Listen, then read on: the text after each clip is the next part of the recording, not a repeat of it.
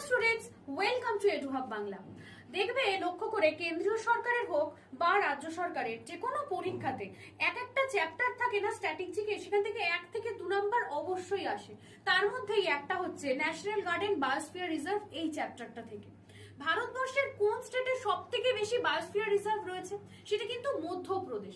ভারতের সব থেকে ক্ষুদ্রতম ন্যাশনাল বায়োস্ফিয়ার রিজার্ভ যেটা, সেটা কি? সেটা হচ্ছে ডিব্রু সাইখোয়া, যেটা রয়েছে আসামে। আর এই যে বায়োস্ফিয়ার রিজার্ভ গুলো, এর সব থেকে ইম্পর্টেন্ট ব্যাপার হলো ন্যাশনাল গার্ডেনের মতন এর পরিসরটা কিন্তু সীমিত নয়, অনেকটা বড় অঞ্চল জুড়ে থাকবে।